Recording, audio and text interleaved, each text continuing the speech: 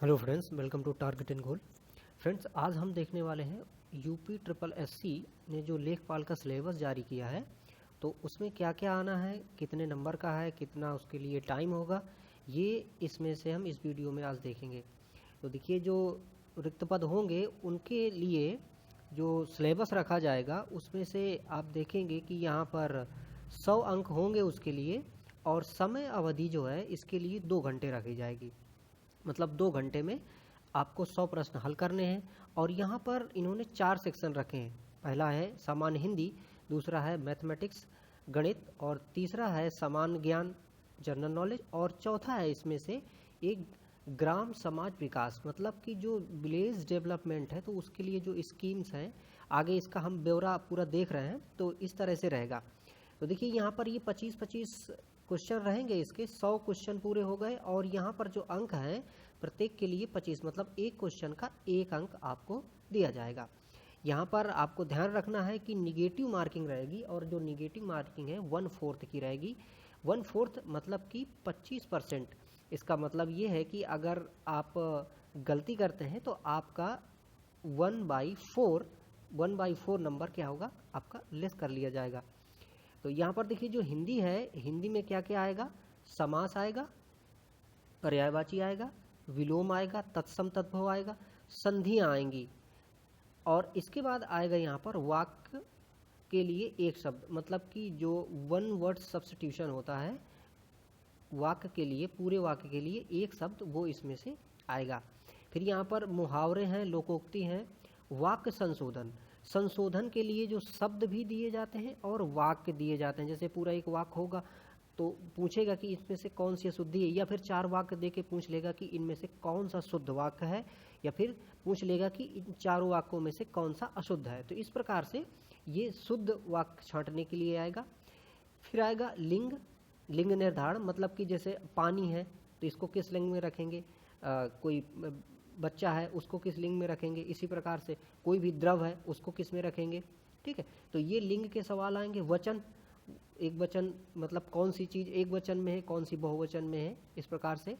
और कारक, कारक जैसा आप जानते हैं कि ये कर्ता ने कर्म को, ये जो कारक हैं ये पूरे कारक आएंगे इसमें। और कारक कैसे पूछते हैं कि वाक्य दे देते हैं और उसमें से पूछते हैं कि जैसे पेड़ से पत्ता गिरता है तो इसमें पूछेंगे कि कौन सा कारक है, इस प्रकार से कारक पूछे जाएंगे।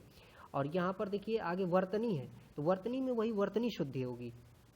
त्रुटि से संबंधित, तो त्रुटि से संबंधित इसमें से वाक्य की त्रुटि हो सकती है या फिर शब्दों की त्रुटि हो सकती है। शब्द 4 दे दिए जाएंगे, पूछेगा कौन सा गलत है या फिर कौन सा सही है, इस प्रकार से। अनेकार्थी शब्दों में से आ सकता है, और अपठित गद्यांश आएगा। तो ये है अपना हिंदी का सिलेबस। इसके बाद देखिए गणित, तो गणित को इन्होंने 3 भागों में बांटा है। पहला अंक गणित एवं सांख्यिकी, दूसरा बीज गणित, और तीसरा रेखा गणित। इसमें से एक चीज़ हमें और याद रखना है कि जो मैथ 8 साइड की होती है उसको इन्होंने फोकस किया है। इसमें से बहुत ज़्यादा एसएससी और जो बैंकिंग इस तरह की जो मैथ रहती है उसको इन्होंने फोकस नहीं किया। तो इसके अलग अलग पोर्शन में हम देख लेते हैं। अंक गणित में क्या क्या है, संख्या पद्धति, नंबर सिस्टम, फिर इसके बाद प्रतिशत, परसेंटेज, लाभ हानि, और ये देखिए सांख्यिकी आंकड़ों का वर्गीकरण। अब आंकड़ों का वर्गीकरण जो है वो वर्गीकरण आप कैसे रखते हैं आंकड़ों को, तो बारंबारता उसमें आ जाएगी, बारंबारता बंटन आ जाएगा। इसके बाद में सारणीयन, जो टेबुलेशन है वो भी इसी में आ जाएगा, संचयी बारंबारता आ जाएगा। आंकड़ों का निरूपण, अब देखिए आंकड़ों का निरूपण एक और अलग ढंग से हम कैसे करते हैं, चार्ट के रूप में करते हैं। तो चार्ट में देखिए दंड चार्ट, पाई चार्ट, आयत चित्र, ये सब आएगा इसके अंतर्गत, मतलब डेटा इंटरप्रिटेशन आना है। फिर यहाँ पर बारंबारता बहुभुज है। केंद्रीय प्रवृत्ति की मापें, केंद्रीय प्रवृत्ति की मापें जो हैं उसमें से समांतर माध्य, माध्यिका और बहुलक। तो ये है अपने मैथ में अंक गणित का सिलेबस।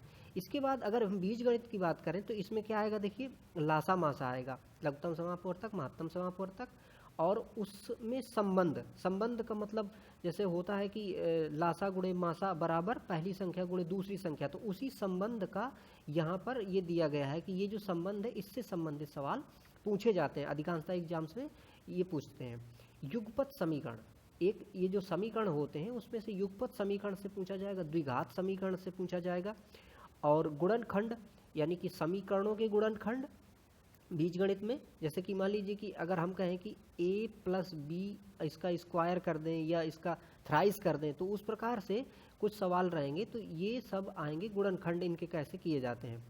और फिर रहेगा क्षेत्रफल प्रमेय, तो क्षेत्रफल प्रमेय से भी सवाल आएंगे, ये बीजगणित है।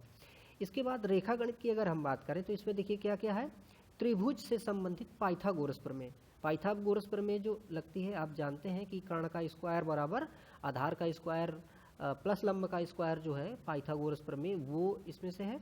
और अलग से देखिए त्रिभुज है, तो त्रिभुज में एंगल निकालने के लिए या फिर क्षेत्रफल या फिर उसका परिमाप निकालने के लिए। इसी प्रकार से देखिए आयत का है, वर्ग का है, और ये समलंब यहाँ समलंब और समलंब चतुर्भुज भी होता है, वो समांतर चतुर्भुज हो गया, समचतुर्भुज। इसके देखिए परिमाप तथा क्षेत्रफल, मतलब इसका पूरा परिमाप और क्षेत्रफल। वृत्त से संबंधित भी आएंगे, तो वृत्त के संबंधित में क्या है कि उसका क्षेत्रफल या फिर परिधि है ना, तो परिधि 2πr और क्षेत्रफल πr², इस तरह से करके जो भी रहेगा वो इससे संबंधित आएंगे।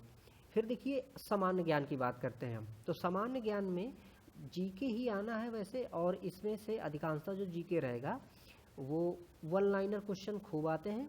और इसमें एक बात आपको बता दें कि हम घटना चक्र इसकी अभी लेके आएंगे आपके लिए। तो लेखपाल की जो स्पेशली घटना चक्र, तो उसमें से हम आपको बहुत सारी चीज़ें इसके तहत पढ़ाएंगे। अब यहाँ पर देखिए सामान्य ज्ञान है, तो सामान्य ज्ञान में क्या है, समान विज्ञान, तो साइंस आएगी। इसके बाद में यहाँ पर आएगा करंट अफेयर, राष्ट्रीय और अंतर्राष्ट्रीय जो घटना है वो करंट अफेयर आएगा। इतिहास आएगा, इतिहास में देखिए इन्होंने बांटा है कैसे कि एक तो प्राचीन वाला इतिहास हो जाता है, और इसमें मॉडर्न हिस्ट्री जो रहती है, तो इसमें ये राष्ट्रीय आंदोलन से मुख्यतः क्वेश्चन पूछे जाएंगे, तो वो आएगा। राज्य व्यवस्था आएगी और अर्थव्यवस्था आएगी, मतलब कि पॉलिटी आएगी और इकोनॉमी भी आएगी। इसके बाद देखिए विश्व का भूगोल है, जनसंख्या है, जनसंख्या में सामान्यतः जो अपना यूपी में फोकस और प्लस अपना जो देश की जनसंख्या है उस पर फोकस करना होगा। और ये देखिए अब यहाँ पर समान विज्ञान के लिए इन्होंने डिस्क्राइब किया कि जो प्रश्न होंगे वो जो दैनिक जीवन में विज्ञान की चीज़ें चलती रहती हैं उसी से संबंधित मोस्टली प्रश्न ये होंगे। और इसके बाद इसमें से ये देखिए इतिहास के बारे में इन्होंने डिस्क्राइब किया है कि इतिहास कैसे आएगा। और इसके इतिहास के अंतर्गत इन्होंने बताया है, देखिए आर्थिक, सामाजिक और सांस्कृतिक तथा राजनीतिक पक्षों पर बल दिया जाएगा। तो कोई भी, जैसे हम हिस्ट्री पढ़ते हैं, तो हिस्ट्री में अगर किसी भी पीरियड, किसी काल की हिस्ट्री अगर देखेंगे तो उसकी आर्थिक व्यवस्थाएं कैसी थी। जैसे मौर्य काल है, तो मौर्य काल में आर्थिक सिस्टम कैसा था, सामाजिक सिस्टम कैसा था, सामाजिक वैल्यूज़ कौन कौन से थे उस समय। इसके बाद संस्कृति कैसी थी, और राजनीतिक पक्ष जो थे वो कैसे थे उस समय, राजनीति का क्या सिस्टम था, कैसे मतलब कि वर्किंग प्रोसेस कैसे थी। जैसे कि आज अगर हम देखें तो अपनी संघीय व्यवस्था के तहत काम होता है, ऐसे ही उस समय क्या किया जाता था। तो जैसे ग्राम होता था, कुल होता था, इसके बाद में और ऊपर जिला लेवल पे जो मतलब बनाए जाते थे, वो इसी राजनीतिक व्यवस्था के अर्थ में सारी चीज़ें आएंगी। और ये देखिए आंदोलन का वही बता रहे हैं कि भारतीय आंदोलन से मतलब क्वेश्चन पूछे जाएंगे। स्वतंत्रता आंदोलन का विशेष इसमें से वो रहेगा। और इसी प्रकार से देखिए अर्थव्यवस्था में है तो भारतीय अर्थव्यवस्था के क्वेश्चन देखे जाएंगे। और कुछ अर्थव्यवस्था में वो चीज़ें भी आती हैं जो करंट में कोई स्कीम शुरू हुई होती हैं, तो उससे संबंधित भी आता है। और ये संविधान आएगा, तो वो तो हमने देख ही लिया, इसी को इन्होंने एलोबरेट किया है, ठीक है, अर्थव्यवस्था और ये सारी चीज़ें। विश्व भूगोल में देखिए वही बता रहा है कि विश्व भूगोल, जनसंख्या, जनसंख्या में केवल विषयों की समान जानकारी परख। इसका मतलब ये है कि जनसंख्या में हमें सिर्फ कुछ आंकड़े देखने होंगे, जैसे यूपी के क्या आंकड़े हैं और उससे कंपेयर करके देश के कैसे आंकड़े हैं। भूगोल में भौतिक भूगोल की कुछ चीज़ें देखनी होंगी, आर्थिक, सामाजिक और जननांकीय पक्षों को देखना होगा। और इसमें से देखिए एक विशेष पक्ष यहाँ पर दिया है कि अभ्यर्थियों से मतलब ये अक्सर वो किया जाएगा कि वो यूपी से संबंधित इन सारे पक्षों को जरूर देखें। मतलब कि अगर हम भूगोल देखें तो यूपी का भूगोल, इतिहास तो यूपी का इतिहास, और जो यहाँ पर कॉन्स्टिट्यूशन की चीज़ें हैं तो कॉन्स्टिट्यूशन की वैसे तो बराबर है, लेकिन कुछ रूल देश प्रदेश के लेवल पे जो बनते हैं उनको यहाँ पर हमें देखना पड़ेगा। और यहाँ पर देखिए कंप्यूटर से संबंधित कुछ जानकारियाँ यहाँ पर रखी जाएंगी। इसके बाद देखिए इसका अगला पोर्शन जो है रहेगा वो रहेगा ग्राम समाज एवं विकास। तो ग्राम विकास में क्या क्या आएगा देखिए, ग्राम विकास भारतीय संदर्भ में, मतलब विलेज का जो डेवलपमेंट हुआ है वो कैसे हुआ है, किस तरह से गाँव का विकास हुआ, किस तरह से आज के स्वरूप में जो गांव है वो पुराने रूप से आज के रूप में कैसे आए। ग्राम विकास कार्यक्रम, तो विलेज के डेवलपमेंट के लिए जो स्कीम चलती हैं, चाहे वो जो कॉलोनी दी जाती हैं उसके लिए हो, या फिर उसके अन्य डेवलपमेंट में चाहे रसोई गैस वाला कार्यक्रम हो, या फिर और भी बिजली कनेक्शन वाले कार्यक्रम। तो ये जो सारे कार्यक्रम गवर्नमेंट द्वारा चलाए जाते हैं ग्राम के विकास के लिए, वो सारी योजनाओं को इसमें हमें देखना होगा। खासकर यूपी की योजनाएं जो हैं उनको स्पेशली देखना होगा। ग्राम विकास योजनाओं का देखिए ये दिया है, उनका प्रबंधन और ग्राम विकास शोध प्रणाली, किस प्रकार से ग्राम की विकास की शोध प्रणालियां हैं। स्वास्थ्य योजनाएं, जो स्वास्थ्य योजनाएं चलती हैं, कोई भी हो, पीएम केयर की योजना हो या फिर यूपी द्वारा कोई योजना चलाई जाए, बच्चों के लिए स्पेशली योजना चला दी जाती हैं या फिर महिलाओं के लिए चलाई जाती हैं वो योजनाएं। और इसी प्रकार से एक चीज़ और इसमें देखना होगा हमें, त्रिस्तरीय पंचायती व्यवस्था। देखिए त्रिस्तरीय पंचायती व्यवस्था से प्रश्न पक्का पूछा जाता है, क्योंकि ये जो 73वां और 74वां संविधान संशोधन हुए थे, तो इसमें से 73वां संविधान संशोधन इसीलिए किया गया था कि विलेज को जो यहाँ का चुनावी सिस्टम है, ये सारी जो चीज़ें हैं इनको लीगलाइज किया गया, बहुत ही सिस्टमेटिक कर दिया गया। तो ये जो चीज़ें हुई हैं ये संशोधन में 73वें संविधान संशोधन में 1992 में ये लाया गया था विधेयक।